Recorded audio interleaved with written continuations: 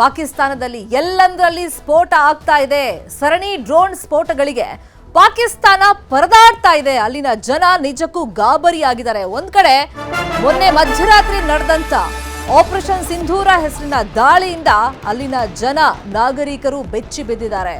ಯಾವ ಕ್ಷಣದಲ್ಲಿ ಭಾರತ ಇನ್ಯಾವ ತರ ಹೆಜ್ಜೆಗಳನ್ನ ಇಡುತ್ತೆ, ಯಾವ ಕಡೆಯಿಂದ ದಾಳಿ ಮಾಡುತ್ತೆ ಅನ್ನೋ ಆತಂಕದ ಮಧ್ಯದಲ್ಲಿ ಸರಣಿ ಡ್ರೋನ್ ಸ್ಫೋಟಗಳಿಗೆ ಪಾಕಿಸ್ತಾನ ತತ್ತರಿಸಿ ಹೋಗಿದೆ. ಸೆನೆಟ್ನಲ್ಲೂ ಹಾದಿ ಬೀದಿಯಲ್ಲೂ ಈಗ ಅದೇ ಚರ್ಚೆ ಆಗ್ತಾ ಇದೆ.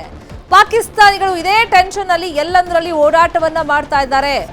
ಸದ್ಯಕ್ಕೆ ಜೀವ ಉಳಿದ್ರೆ ಸಾಕಪ್ಪ, ಸುರಕ್ಷಿತ ಸ್ಥಳ ಸಿಕ್ಕರೆ ಸಾಕು ಅಂತ ಹೇಳಿ ಊರು ಬಿಟ್ಟು ಸುರಕ್ಷಿತ ಸ್ಥಳವನ್ನ ಹುಡುಕಿ ಜನ ಹೋಗ್ತಾ ಇದ್ದಾರೆ.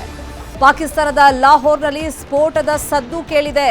ಲಾಹೋರ್ನ ವಾಲ್ಟನ್ ರಸ್ತೆಯಲ್ಲಿ ಸ್ಫೋಟದ ಸದ್ದು ಕೇಳಿರೋದು. ಒಂದರ ಹಿಂದೆ ಒಂದರಂತೆ 3 ಬಾರಿ ಈ ಸ್ಫೋಟದ ಸದ್ದು ಕೇಳಿ ಬಂದಿದೆ. ಸಹಜವಾಗಿ ಜನರಿಗೊಂದು ಭಯ ಆಗಿದೆ, ಆತಂಕ ಆಗಿದೆ. ಅಲ್ಲಿ ಸ್ಫೋಟ ಆಗ್ತಾ ಇದ್ದಂಗೆ, ಸೌಂಡ್ ಕೇಳ್ತಾ ಇದ್ದಂಗೆ ಓಡೋಡ್ ಬಂದಿದ್ದಾರೆ ರಸ್ತೆಗೆ ಜನ. ಮನೆಯೊಳಗಿಂದ ಓಡ್ ಬಂದಿದ್ದಾರೆ ಹೊರಗೆ. ಲಾಹೋರ್ ಆಕಾಶದಲ್ಲಿ ದಟ್ಟ ಹೊಗೆ ಕಾಣಿಸಿಕೊಂಡಂತ ಹಿನ್ನೆಲೆಯಲ್ಲಿ ಆತಂಕದ ಪರಿಸ್ಥಿತಿ ಅಲ್ಲಿ ನಿರ್ಮಾಣವಾಗಿದೆ. ಇನ್ನು ಕರಾಚಿ, ರಾವಲ್ಪಿಂಡಿಯಲ್ಲೂ ಕೂಡ ಸ್ಫೋಟ ಆಗಿದೆ ಅನ್ನೋ ಮಾಹಿತಿ ಲಭ್ಯವಾಗಿದೆ. ಪಾಕ್ ಮಾಧ್ಯಮಗಳಿಂದ ಈ ಸ್ಫೋಟದ ಬಗ್ಗೆ ಸುದ್ದಿಯನ್ನ ಪ್ರಸಾರ ಮಾಡಲಾಗ್ತಾ ಇದೆ. ಲಾಹೋರ್ನಂತೆ ಕರಾಚಿಯಲ್ಲೂ ಹಾಗಾದ್ರೆ ಸ್ಫೋಟ ಸಂಭವಿಸಿದೆಯಾ? ಸ್ಫೋಟ ಒಂದ್ ಕಡೆ, ಇನ್ನೊಂದ್ ಕಡೆ ಸೈರನ್ ಸದ್ದನ್ನ ಕೇಳ್ತಾ ಇದ್ದಂಗೆ ಪಾಕಿಸ್ತಾನದ ಜನ ಹೆದರುಕೊಂಡಿದ್ದಾರೆ. ಮನೆಗಳಿಂದ ಹೊರಗಡೆ ಓಡು ಬಂದಿದ್ದಾರೆ ಜೀವ ಉಳಿಸ್ಕೊಳ್ಳೋದಕ್ಕೆ.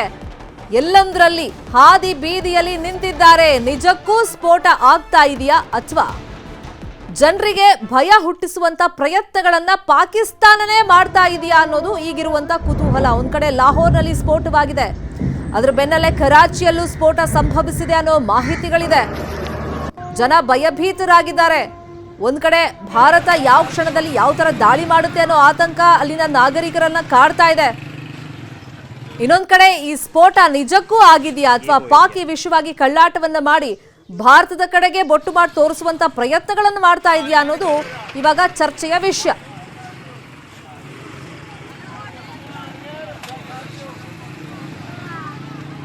ಈ ಬಗ್ಗೆ ಹೆಚ್ಚಿನ ಮಾಹಿತಿಯನ್ನು ಕೊಡೋದಕ್ಕೆ ನೇರ ಸಂಪರ್ಕದಲ್ಲಿ ಕನೆಕ್ಟ್ ಆಗಿದ್ದಾರೆ ನಮ್ಮ ಔಟ್ಪುಟ್ ಹೆಡ್ ಮಧು.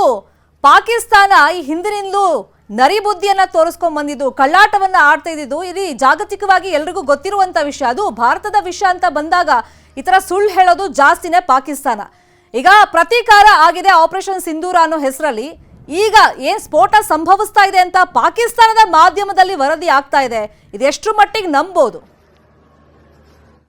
ಮೋಡಲ್ಲಿ ಅಗ್ರೆಷನ್ ತೋರಿಸಲಿಕ್ಕೆ ಪಾಕಿಸ್ತಾನ ಜಾಗತಿಕವಾಗಿ ಐಸೋಲೇಟ್ ಆಗಿದೆ. ಯಾಕಂದ್ರೆ ಯಾವ ರಾಷ್ಟ್ರಗಳು ಕೂಡ ಅವರ ಧರ್ಮದ ಆಧಾರದಲ್ಲಿ, ಧರ್ಮದ ನೆಲೆಗಟ್ಟಿನಲ್ಲಿ ಜೊತೆಗೆ ನಿಲ್ತೀವಿ ಅಂತ ಇಷ್ಟು ಲಾಗಾಯ್ತಿನಿಂದಲೂ ಇತಿಹಾಸದಲ್ಲಿ ನೋಡಿದಂಥ ಸಂದರ್ಭದಲ್ಲಿ ಇದ್ದಂಥ ರಾಷ್ಟ್ರಗಳು ಕೂಡ ಇವತ್ತು ಬಹುತೇಕ ಇಲ್ಲ. ಟರ್ಕಿ ಪರೋಕ್ಷವಾಗಿ ಒಂದಷ್ಟಿದೆ, ಚೀನಾ ತನ್ನದೇ ಆದ ಹಿತಾಸಕ್ತಿಗಳಿಗೋಸ್ಕರ ಪಾಕಿಸ್ತಾನದ ಜೊತೆ ಇದೆ.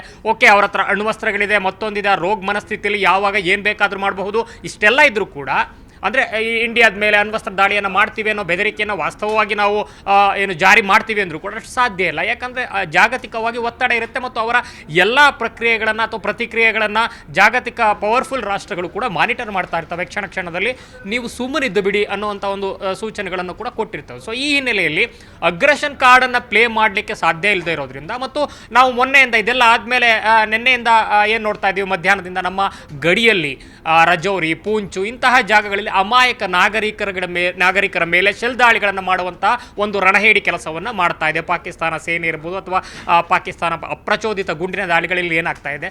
ನಾವೇನು ಮಾಡಿದ್ವು, ತುಂಬ ಪ್ರಿಸೈಸ್ಡ್ ಆಗಿ ಅಲ್ಲಿ ಹೋಗಿ ಉಗ್ರರ ನೆಲೆಗಳನ್ನು ಹುಡುಕಿ ಹೊಡೆದು ಬಂದಿದ್ದೀವಿ. ಅದನ್ನೇ ಕೂಡ ಜಾಗತಿಕವಾಗಿ ಒಪ್ಕೊಂಡಿದ್ವಿ ಮತ್ತು ಅದನ್ನು ಹೇಳಿದ್ದೀವಿ ಧೈರ್ಯವಾಗಿ. ಇಲ್ಲಿದ್ದಂಥದ್ದು ರೋಗ, ಜಾಗತಿಕ ರೋಗ, ಆ ರೋಗಕ್ಕೆ ಮದ್ದು ಕೊಡುವಂತಹ ಒಂದು ಪ್ರಯತ್ನವನ್ನು ಮಾಡಿದ್ವಿ. ಇದರಲ್ಲಿ ಯಾವುದೇ ನಾಗರಿಕರನ್ನು ನಾವು ಗುರಿಯಾಗಿಸ್ಕೊಂಡಿರಲಿಲ್ಲ ಅಥವಾ ಸೇನಾ ಮಿಲಿಟರಿ ಆ್ಯಕ್ಷನ್ಗಳನ್ನು ಮಾಡಲಿಲ್ಲ, ಮಿಲಿಟರಿ ಟಾರ್ಗೆಟ್ಗಳನ್ನು ಮಾಡಲಿಲ್ಲ ಅನ್ನುವಂಥದ್ದನ್ನು ಸ್ಪಷ್ಟವಾಗಿ ಹೇಳ್ತು. ಸೊ ಇವಾಗ ಪಾಕಿಸ್ತಾನ ಏನು ಮಾಡಬೇಕು, ಇಲ್ಲಿ ಬಂದು ಹೊಡೆದಿದ್ದಾರೆ ಅನ್ನೋದನ್ನು ಅದನ್ನು ಯಾವ ರೀತಿ ಪ್ಲೇ ಮಾಡಬೇಕು. ಸೊ ಅದಕ್ಕೋಸ್ಕರ ಇವಾಗ ವಿಕ್ಟಿಮ್ ಕಾರ್ಡನ್ನು ಪ್ಲೇ ಮಾಡ್ತಿದೆಯಾ ಅಂದರೆ ಭಾರತ ಇಷ್ಟಕ್ಕೆ ನಿಲ್ಲಿಸಿಲ್ಲ. ಬಂದು ಇಲ್ಲಿ ನೋಡಿ, ಬರೀ ಅವರು ಹೇಳ್ದಂತೆ ಬರೀ ಉಗ್ರಗಾಮಿ ಏನು ಶಿಬಿರಗಳನ್ನು ಮತ್ತೊಂದು ಮತ್ತೊಂದು ಮಗದೊಂದು ಅಂತ ಹೇಳಿಕೆ ಕೊಟ್ಟು ಜಾಗತಿಕವಾಗಿ ಕಣ್ಣಿಗೆ ಮಣ್ಣೆರಚುವಂತ ಒಂದು ಪ್ರಯತ್ನವನ್ನು ಭಾರತ ಮಾಡ್ತಾ ಇದೆ. ಆದರೆ ಲಾಹೋರಲ್ಲಿ, ರಾವಲ್ಪಿಂಡಿಯಲ್ಲಿ, ಈ ಕರಾಚಿಯಲ್ಲಿ ಇಲ್ಲೆಲ್ಲ ನಾಗರಿಕರ ಮೇಲೆ ಡ್ರೋನ್ ಸ್ಫೋಟಗಳಾಗ್ತಾ ಇದ್ದಾವೆ ಅನ್ನೋ ರೀತಿ ಸಾಮಾಜಿಕ ಜಾಲತಾಣಗಳಲ್ಲಿ ಅಲ್ಲಿನ ಮಾಧ್ಯಮಗಳಲ್ಲಿ ವರದಿಗಳನ್ನು ಮಾಡೋ ಮೂಲಕ ಜಾಗತಿಕ ಗಮನವನ್ನು ಸೆಳೆಯುವ ಪ್ರಯತ್ನವನ್ನು ಕೂಡ ಮಾಡ್ತಿರಬಹುದು.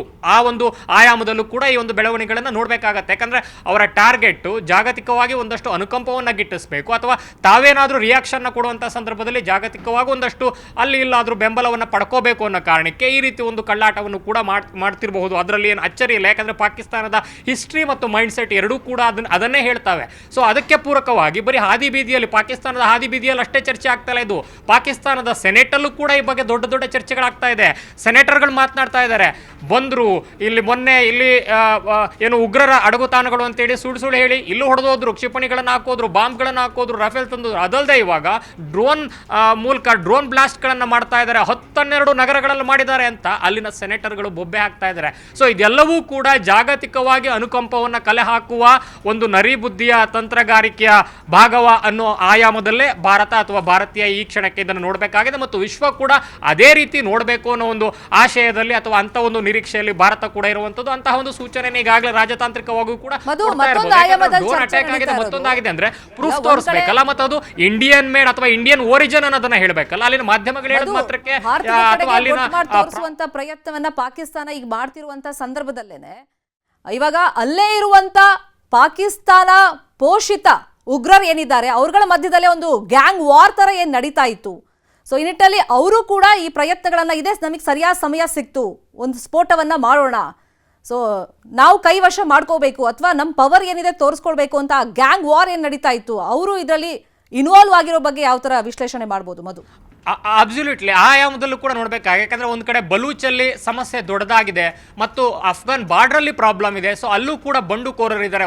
ಒಂದು ರೀತಿ ಆಂತರಿಕವಾಗಿ ಆರ್ಥಿಕ ಕ್ಷೋಭೆ ಇನ್ನೊಂದು ಕಡೆ, ಮತ್ತು ರಕ್ಷಣಾತ್ಮಕವಾಗಿಯೂ ಕೂಡ ಕ್ಷೋಭೆ ಅಲ್ಲಿ ಏನು ರಕ್ಷಣೆಯ ದೃಷ್ಟಿಯಿಂದಲೂ ಕೂಡ ಆಂತರಿಕವಾಗಿ ಪಾಕಿಸ್ತಾನದಲ್ಲಿ ಕ್ಷೋಭೆ ಇದೆ ಅನ್ನುವಂಥದ್ದು ಜಾಗತಿಕವಾಗಿ ಗೊತ್ತಿರುವಂಥ ಸತ್ಯ. ಅದು ಏನು ಮುಚ್ಚಿಡುವಂಥ ಅಥವಾ ಅದೇನು ಉತ್ಪ್ರೇಕ್ಷೆಯೂ ಅಲ್ಲ, ಅದು ಎಲ್ಲವೂ ಕೂಡ ಈಗಾಗಲೇ ಗೊತ್ತಾಗಿದೆ. ಈಗ ಪಕ್ಕದಲ್ಲಿ ನಿನ್ನೆಯಿಂದಾನೆ ನೋಡಿ 13 ಜನ ಇರುವಂಥ ಸೇನಾ ವಾಹನವನ್ನು ಪುಡಿ ಮಾಡ್ತಾರೆ ಬಲೂಚಿಗಳು. ಅಂದರೆ ಅಷ್ಟು ಸಿಸ್ಟಮೆಟಿಕ್ ಆಗಿ ಮತ್ತು ರಿಮೋಟ್ ಕಂಟ್ರೋಲ್ಡ್ ಆಗಿ ಅವರೆಲ್ಲ ಲ್ಯಾಂಡ್ ಮೈನ್ಗಳನ್ನು ಚೆಕ್ ಮಾಡಿಕೊಂಡು ಎಕ್ಸಾಮೈನ್ ಮಾಡ್ಕೊಂಡು ಮುಂದಕ್ಕೆ ಹೋದ ಮೇಲೆ ರಿಮೋಟ್ ಕಂಟ್ರೋಲ್ಡ್ ಆಗಿ ಅದನ್ನು ಉಡಾಯಿಸ್ತಾರೆ ಅಂತಂದ್ರೆ ಎಷ್ಟು ಅಡ್ವಾನ್ಸ್ಡ್ ಆಗಿದ್ದಾರೆ ಅವರು ಕೂಡ. ಸೊ ಅಲ್ಲೂ ಕೂಡ ಡ್ರೋನ್ಗಳನ್ನು ಅಲ್ಲಿಯವರೇ ಬಂಡುಕೋರರು ಅಥವಾ ಅಲ್ಲಿನ ಮಿಲಿಟೆಂಟ್ಸು, ಅವರ ಸ್ವಾತಂತ್ರ್ಯವನ್ನು ಬಯಸ್ತಾ ಇರುವಂಥ ಮಿಲಿಟೆಂಟ್ಸು ಲಾಹೋರಲ್ಲೂ ಇರಬಹುದು, ಕರಾಚಿಯಲ್ಲೂ ಇರಬಹುದು. ಇದೇ ಕೆಲಸವನ್ನು ಪಾಕಿಸ್ತಾನ ಬೇರೆ ಕಡೆ ಶಾಂತಿಯಿಂದ ಇರೋ ರಾಷ್ಟ್ರಗಳಲ್ಲಿ ಮಾಡುತ್ತೆ ಅಂತಂದರೆ, ಶಾಂತಿಯಿಂದ ಇರುವಂಥ ಭಾರತದೊಳಗಡೆ ಅಂತ ಒಂದು ಕೆಲಸವನ್ನು ಮಾಡುತ್ತೆ ಅಂದರೆ ಅಲ್ಲೂ ಕೂಡ ಆ ಸ್ವಾತಂತ್ರ್ಯಕ್ಕೋಸ್ಕರ ಓಡಾಡ್ತಾ ಇರುವಂತಹ ಬಲೂಚಿಗಳು ಅದನ್ನ ಮಾಡಿಲ್ಲ ಅಂತ ಏನೋ ಹೇಳಲಿಕ್ಕಾಗಲ್ಲ. ಸೊ ಹೀಗಾಗಿ ಮತ್ತು ಉಗ್ರರು ಮತ್ತು ವರ್ಸಸ್ ಉಗ್ರರ ನಡುವೆ ನಡೀತಾ ಇರುವಂತಹ ಹೋರಾಟ ಅಂತಲೂ ಕೂಡ ಅಲ್ಲಿ ಅವರು ಹೇಳ್ಬೋದು. ಆದರೆ ಇವತ್ತಿನ ಕ್ಷಣದಲ್ಲಿ ವಿಕ್ಟಿಮ್ ಕಾರ್ಡು ಭಾರತದ ವಿರುದ್ಧ ಜಾಗತಿಕವಾಗಿ ಪ್ಲೇ ಮಾಡಲಿಕ್ಕೆ ಈ ಒಂದು ಘಟನೆಗಳನ್ನು ಬಳಸ್ಕೋತಾ ಇರಬಹುದು. ಘಟನೆಗಳು ನಿಜವಾಗಿ ಆಗಿದ್ದಲ್ಲಿ ಅಥವಾ ಕಪೋಕಲ್ಪಿತವಾಗಿ ತಾವೇ ಇದನ್ನು ಸೃಷ್ಟಿ ಮಾಡಿದ್ರು ಕೂಡ ಅಚ್ಚರಿ ಇಲ್ಲ. ಶರ್ಮಿತಾ, ಫೈನ್, ಥ್ಯಾಂಕ್ ಯು ಮಧು ತಮ್ಮೆಲ್ಲ ಇನ್ಫಾರ್ಮೇಶನ್ಗೆ.